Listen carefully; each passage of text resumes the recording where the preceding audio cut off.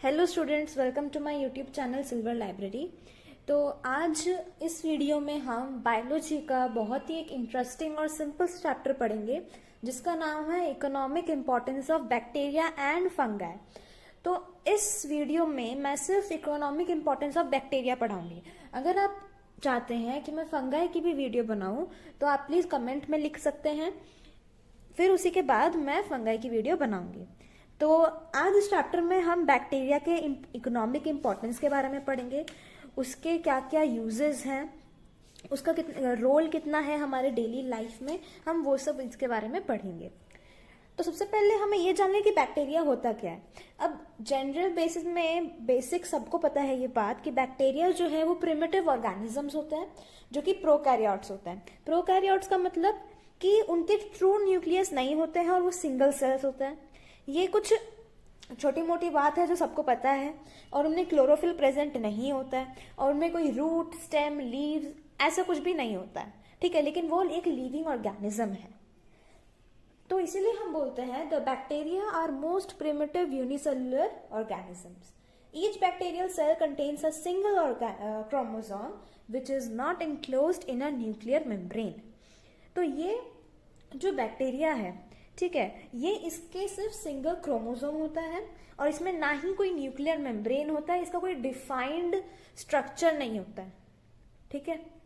और बैक्टीरिया जो होता है वो हमारे बॉडी में होता है, वह हमारे इंटेस्टाइन्स में होता है, वाटर में होता है, एयर में होता है, सॉइल में होता है, everywhere we can find bacteria. और जो बहुत सारे हमारे जो बॉडी में बैक्टीरिया होते हैं, कुछ यूजफुल होते हैं, बहुत बेनिफिशियल होते हैं, कुछ बैक्टीरिया होते हैं जो बेनिफिशियल नहीं होते हैं, जो बहुत हार्मफुल होते हैं। तो ऐसे करके बहुत सारे बैक्टीरिया हमें हर जगह मिलेंगे।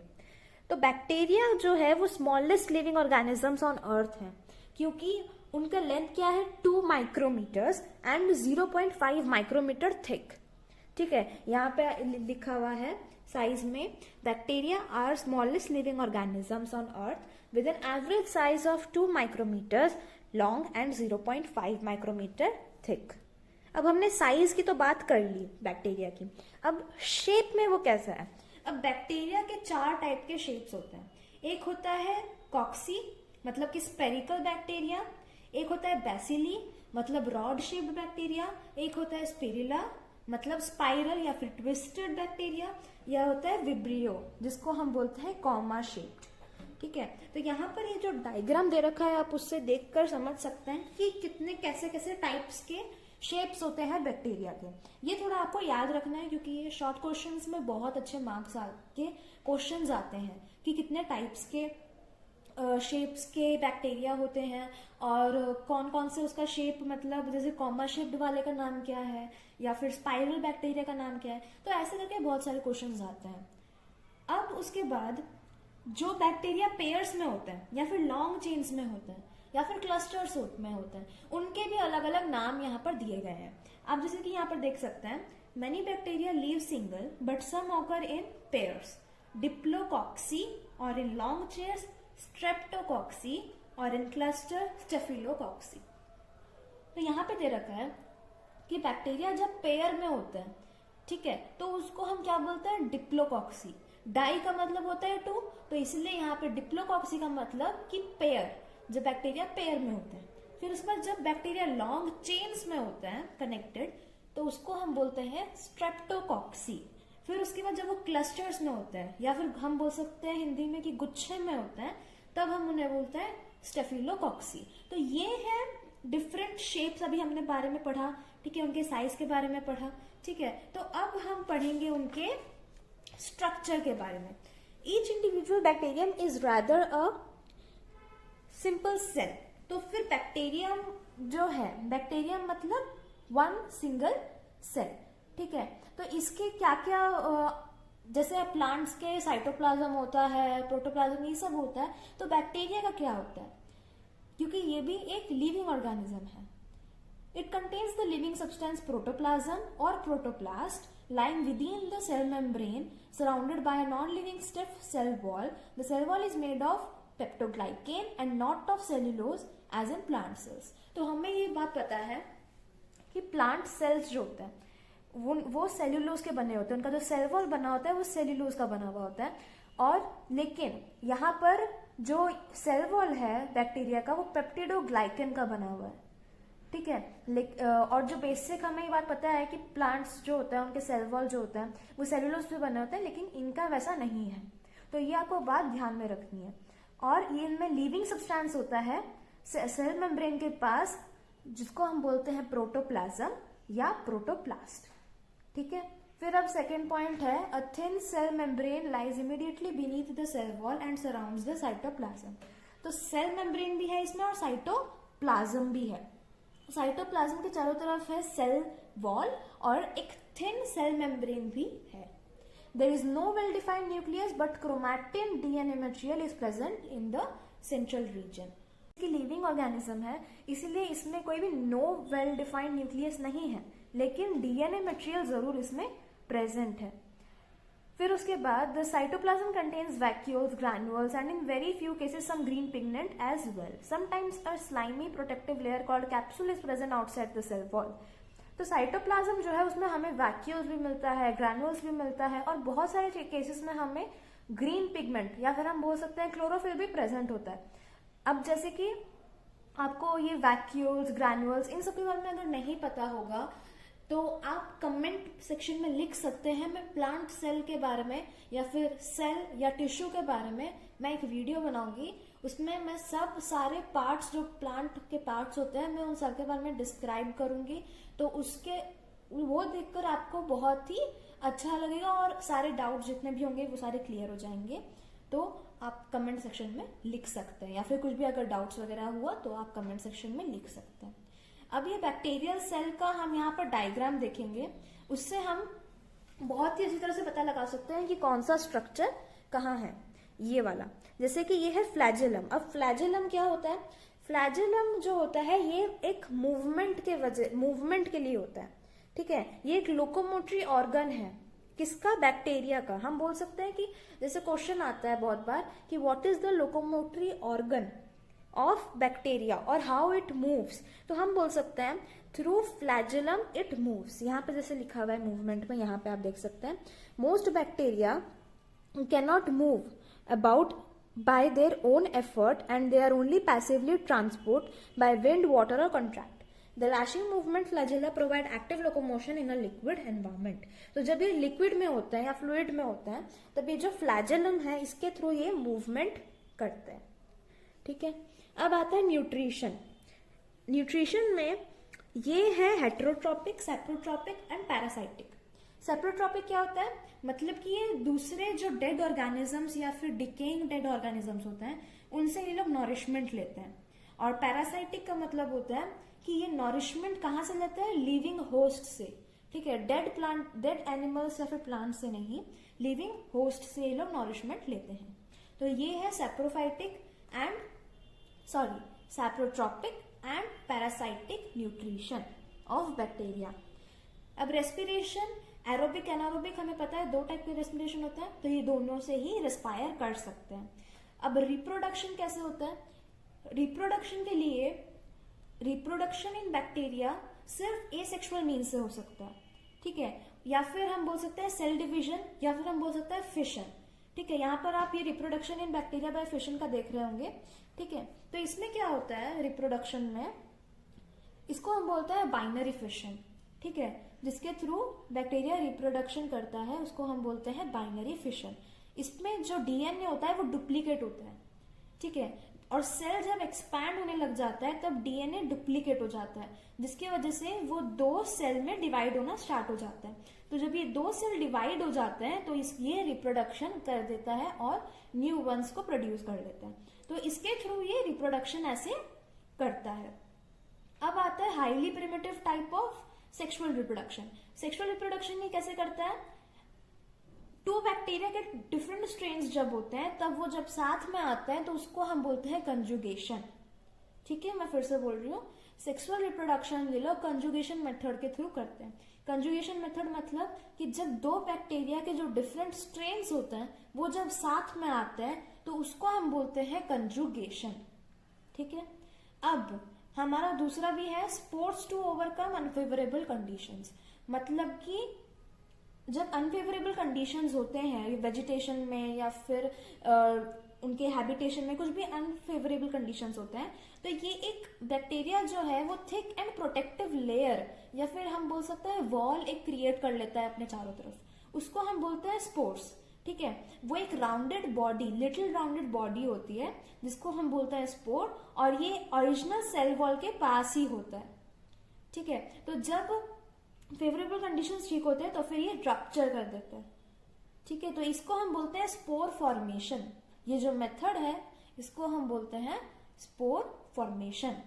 अब आया कि इसके फंक्शन क्या है स्पोर फॉर्मेशन के, ये कैसे हेल्पफुल है। These can tolerate extreme dryness.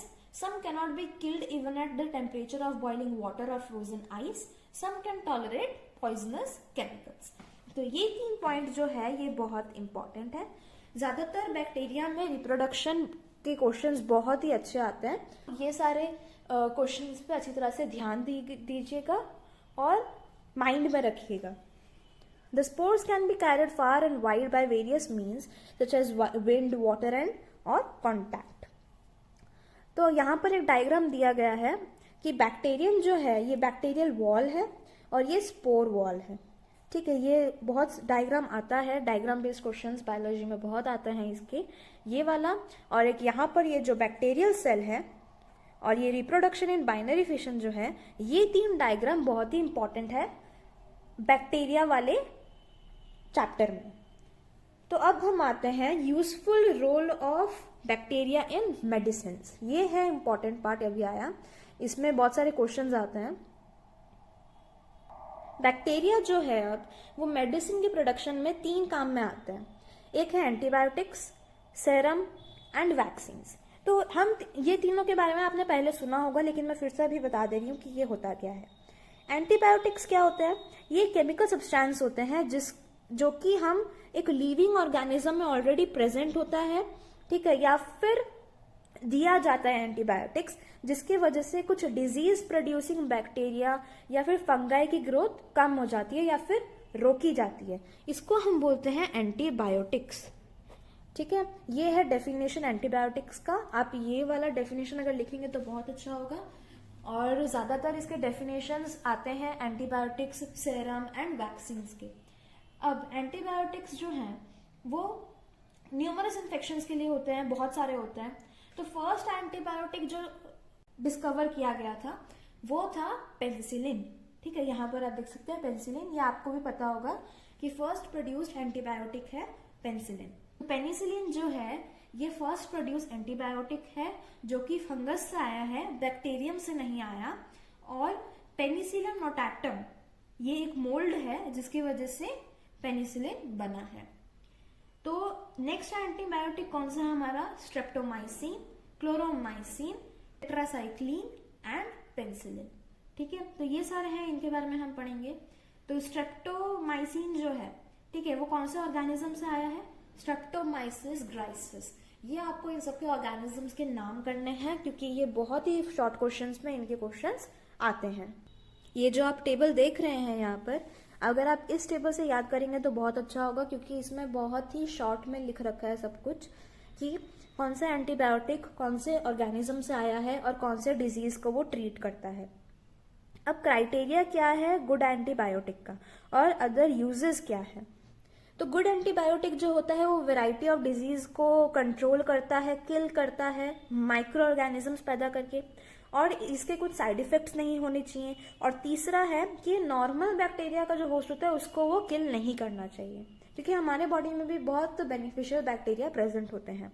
Uses क्या है एंटीबायोटिक्स के कि ये फूड प्रिजर्वेटिव्स के लिए भी काम आता है, जैसे कि हम फ्रेश मीट या फिर वेजिटेबल्स या फिर फिश जब स्टोर करते हैं।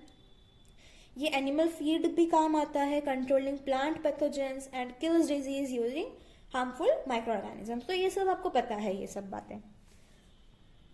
अब हम पढ़ेंगे serum. Serum actually means blood plasma from which fibrinogen has been removed. It may contain numerous chemical substances including antibodies, antitoxins, etc. तो सेरम जो है वो एक ब्लड प्लाज्मा से आता है जिसमें फाइब्रोनोजेन जो है वो रिमूव कर दिया गया है। ठीक है, ये बहुत ही इजी 2 मार्क का या फिर 3 मार्क का ये क्वेश्चन आता है इसका डेफिनेशन सेरम का या फिर टॉक्सिन का, तो आप ये प्लीज अच्छी तरह से नोट डाउन या फिर इंपॉर्टेंट वहां पे लिख दीजिए। तो सेरम जो है वो उनमें एंटीटॉक्सिन्स प्रेजेंट होता है। एंटीटॉक्सिन्स मतलब केमिकल सब्सटेंस, एक पर्टिकुलर पैथोजन का जो केमिकल सब्सटेंस होता है वो प्रेजेंट होता है। अब टॉक्सिन्स क्या होता है? टॉक्सिन्स जो होता है वो पॉइजनस प्रोटीन्स होता है जो कि पैथोजेनिक बैक्टीरिया रिलीज करता है जब उनकी ग्रोथ होती है या फिर जब वो मरने वाले होते हैं, तब उस टाइम में वो लोग कुछ पैथोजेनिक बैक्टीरिया जो है वो ग्रोथ के टाइम में अपने पॉइजनस प्रोटीन रिलीज करते हैं जिसको हम बोलते हैं टॉक्सिन्स। तो अब हम पढ़ेंगे कि इस्चीरिया कोलाई के बारे में। इस्चीरिया कोलाई आपको पता होगा या फिर हम इसको बोलते हैं जनरली ई कोलाई। ये एक बैक्टीरिया का नाम है, ठीक है। ये है इंसुलिन में काम आता है ये, ठीक है। Insulin was the first substance produced by E coli, ठीक है। ये जो एस्चेरिया कोलाई या फिर ई कोलाई है इसकी वजह से इंसुलिन बना था। और दो दूसरे भी सेरम्स हैं जैसे कि blood clotting factor 8 for the treatment of haemophilia A, factor 9 for the treatment of haemophilia B. तो ये सारे जो है ये आपको एग्जाम्पल्स में लिख सकते हैं। अब आती है वैक्सीन्स। वैक्सीन्स और वैक्सीनेशन हमें पता है क्या होता है। वैक्सीन वीकेंड जर्म्स या फिर डेड जर्म सब्सटेंसेस को मारने के लिए होता है, और वैक्सीनेशन जो वैक्सीन हमें दी जाती है वीकेंड जर्म्स को इंट्रोड्यूस करते हैं हमारे बॉडी में ताकि वो एक पर्टिकुलर डिजीज को मारा जाए, इसको हम बोलते हैं प्रोसीजर को वैक्सीनेशन। अब हम पढ़ेंगे 2 common vaccines obtained by growing bacteria. एक होता है TAB vaccine for typhoid and BCG vaccine for tuberculosis, ठीक है। ये है एग्जाम्पल ऑफ वैक्सीन्स। और फिर उसके बाद टॉक्सोसाइड्स क्या होता है? टॉक्सोसाइड्स भी टॉक्सिन्स ही होता है, लेकिन ये होता है इनएक्टिवेटेड टॉक्सिन्स, ठीक है। और ये एक पर्टिकुलर बैक्टीरिया से ही आता है। तो यहां तक हमने अभी पढ़ा था वैक्सीन्स और सारे टॉक्सॉइड्स और जितने भी यूजफुल रोल था बैक्टीरिया का इन मेडिसिन। लेकिन अब हम पढ़ेंगे कि रोल क्या है बैक्टीरिया का इन एग्रीकल्चर। पहला आता है हमारा नाइट्रोजन फिक्सिंग बैक्टीरिया। ये वाला इंपॉर्टेंट है कि राइजोबियम जो है, ठीक है, ये एक बैक्टीरिया है जिसके वजह से ये फ्री नाइट्रोजन जो सॉइल में प्रेजेंट होता है या फिर एटमॉस्फेयर में प्रेजेंट होता है उसको सॉल्युबल नाइट्रेट्स में कन्वर्ट कर देता है। और वो जो नाइट्रेट्स होता है वो फिर हेल्पफुल किसके लिए होता है? होस्ट प्लांट और जो अदर प्लांट्स होते हैं जो कि सॉइल में जो सेम सॉइल होता है उसमें जो बीज बोए जाते हैं उसके लिए बहुत ही हेल्पफुल होता है। और ये किसकी वजह से होता है? बैक्टीरिया राइजोबियम, ठीक है। इसको हम बोलते हैं नाइट्रोजन फिक्सिंग बैक्टीरिया। अब ऐसे भी बहुत सारे फ्री लिविंग बैक्टीरिया होते हैं सॉइल में, जैसे कि आप एग्जांपल ले सकते हैं एजिटोबैक्टर, क्लोस्ट्रीडियम, ठीक है। ये सारे क्या करते हैं? ये एमोनिया को हाइड्रोजन के साथ कन्वर्ट करते हैं एमिनो एसिड्स और नाइट्राइट्स में, ठीक है। ये इंपॉर्टेंट है कि एजिटोबैक्टर और क्लोस्ट्रीडियम जो है ये फ्री नाइट्रोजन को जो सॉइल में प्रेजेंट होता है वो एमोनिया और हाइड्रोजन में कन्वर्ट करते हैं जो कि फिर कन्वर्ट हो जाता है एमिनो एसिड्स एंड नाइट्रेट्स में, ठीक है। जिनकी वजह से सॉइल की फर्टिलिटी बहुत इंक्रीज हो जाती है। और ये ज्यादातर काम क्यों आता है? क्योंकि ऑर्गेनिक फार्मिंग में भी बहुत काम आता है और जनरली केमिकल्स या फिर फर्टिलाइजर्स, पेस्टिसाइड्स, इंसेक्टिसाइड्स इन सब की जरूरत नहीं पड़ती है क्योंकि ये सारे केमिकल सब्सटेंसेस होते हैं, बहुत हार्म भी करते हैं प्लांट्स एंड क्रॉप्स को, हमारी हेल्थ के लिए भी बहुत वो हार्मफुल है ये। तो इसीलिए ये जो बैक्टीरिया है ये बहुत सॉइल फर्टिलिटी में काम आता है। अब हम पढ़ेंगे नाइट्रीफाइंग बैक्टीरिया।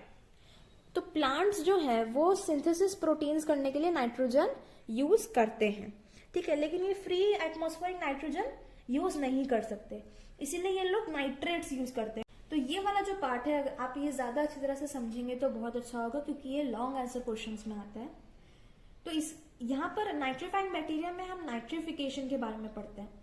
नाइट्रिफिकेशन मतलब जो नाइट्रेट्स होते हैं वो सॉइल ऑब्जर्व कर लेता है, रूट्स में चला जाता है, इसीलिए ये जो बैक्टीरिया की वजह से नाइट्रेट्स आता है इसको हम बोलते हैं, इस प्रोसेस को हम बोलते हैं नाइट्रिफिकेशन, ठीक है। तो इस प्रोसेस में होता क्या है अभी हम वो पढ़ेंगे कि सबसे पहले जो भी नाइट्रोजनस वेस्ट होता है एनिमल्स का या फिर डेड रिमेन्स ऑफ प्लांट्स वो पहले एमोनिया में कन्वर्ट होता है, फिर एमोनिया जो होता है वो जाता है एमोनियम कंपाउंड्स, ठीक है। जो सबसे पहले कन्वर्ट होता है नाइट्राइट्स, ठीक है। नाइट्राइट्स में कैसे कन्वर्ट होता है, कौन से बैक्टीरिया से, नाइट्रोसोमोनास।